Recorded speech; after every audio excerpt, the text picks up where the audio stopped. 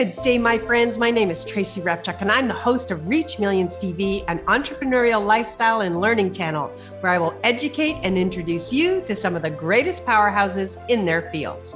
As an entrepreneur for over 37 years, I've had the good fortune to appear in Forbes over 27 times, speak in 39 countries, appeared on NBC, ABC, CBS, Fox, won awards from the Senate, the Assembly, the White House, and President Obama, written 9 #1 bestsellers, and from that journey, I reached millions with my message. So I wanted to show you and introduce you to the people that can help you to find more leads, make more sales, and reach millions with your message. You can find out more about me at tracyrepchuk.com and reachmillionsacademy.com. And we are so excited to have you here with us today because I'm going to be talking about the secrets of sponsorship success. So let's start off with what is sponsorship? So sponsorship is a form of marketing in which a company pays for the right to be associated with a particular event, team, individual, or organization.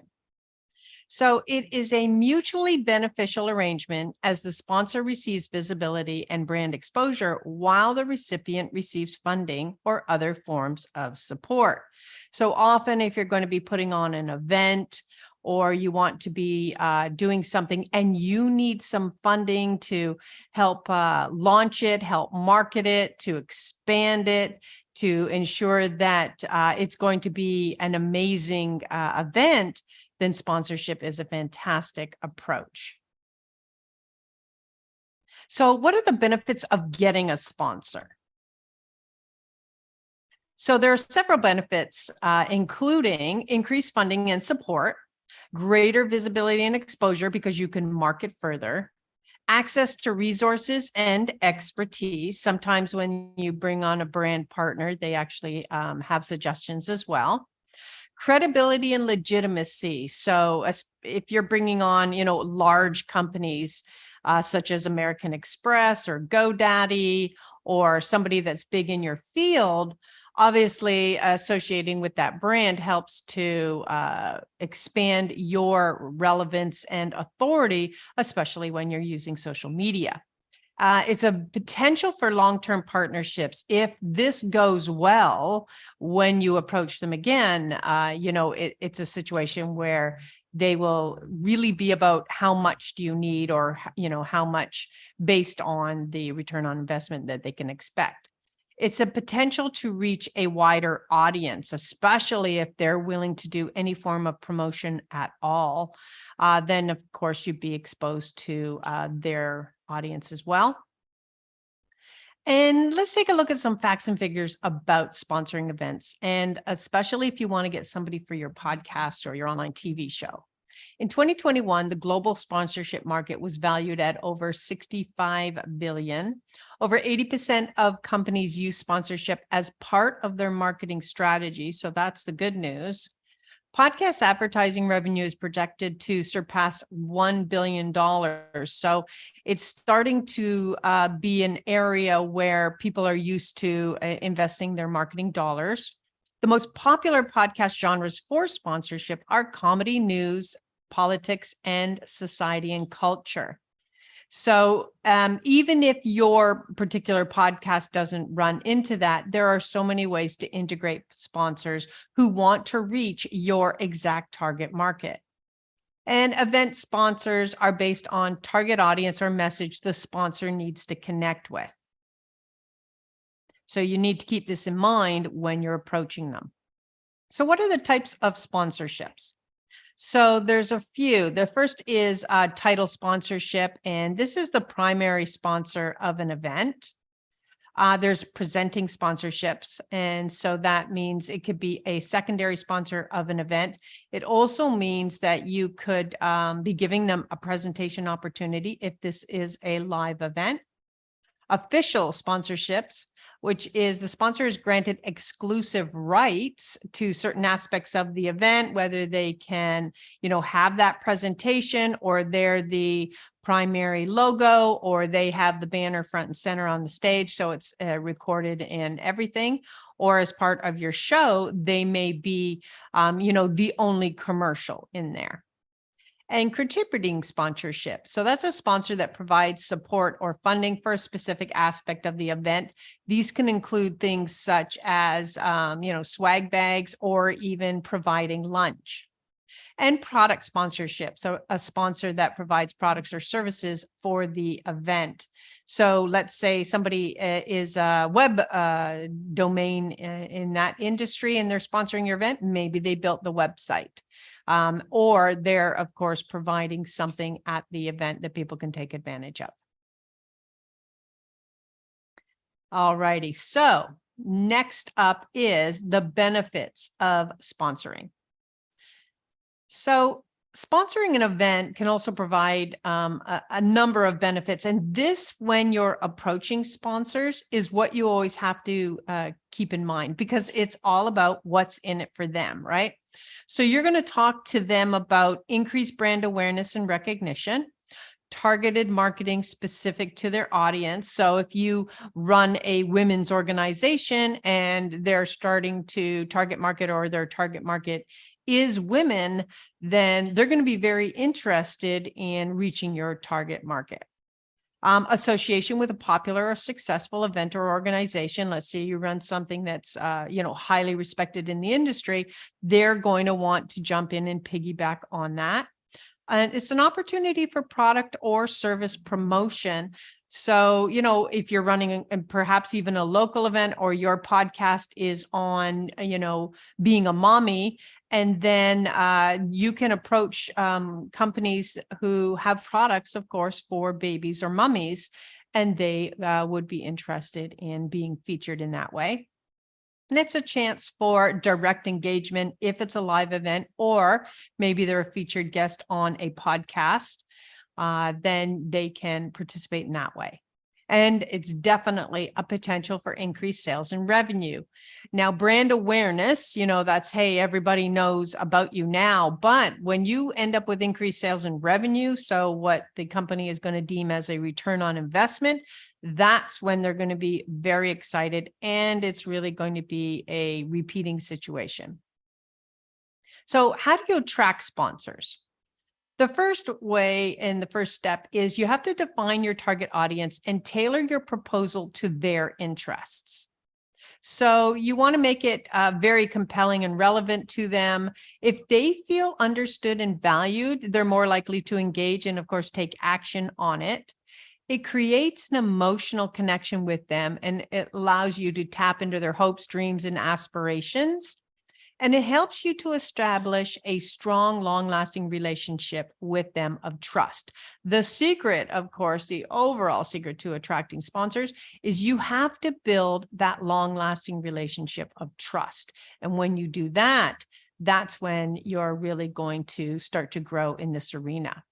And then it increases your chances of the proposal being accepted when, they have a target market of women and you're approaching them saying, hey, my target market is women 45 and up that use these products. And in fact, they use your product.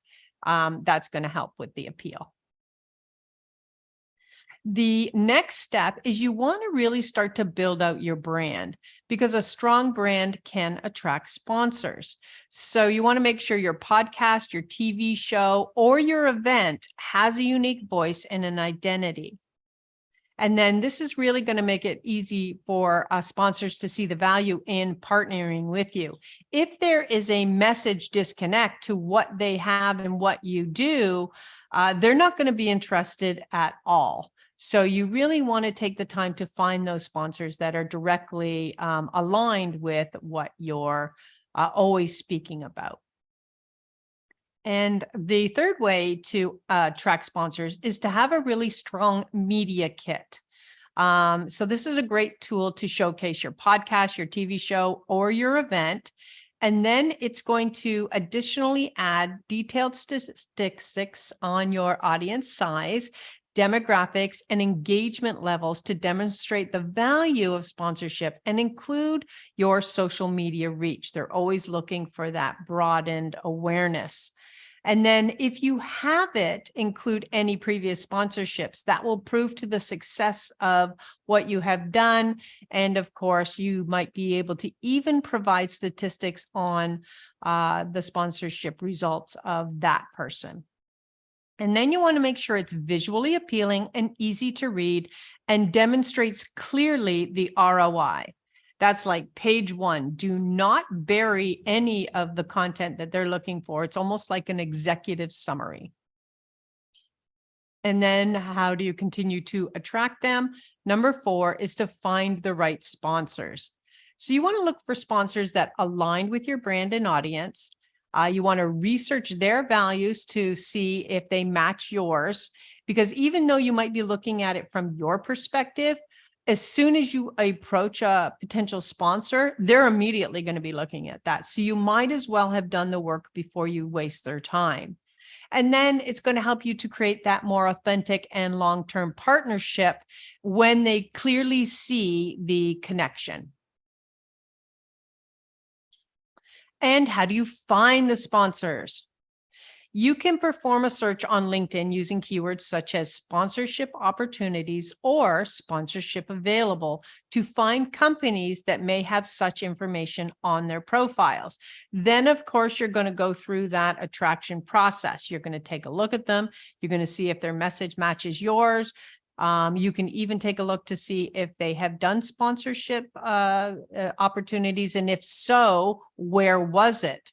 When you are able to really match up all those dots when you're talking to them, you can say things like, hey, I noticed you were a sponsor at XYZ event. Well, not only are we similar to that, but we have, this, and this, which are better suited to your product or company. All right. So you want to have all of this readily available. You can also go to the internet and search for events or podcasts that are similar to yours and see if they have any logos or mention sponsors. If they do, then of course you can start to take a look and say, hey, I notice again, you sponsored XYZ podcast or XYZ show. I have something similar. Would you like that additional access to my target market, which directly connects and relates to the market that you're looking for?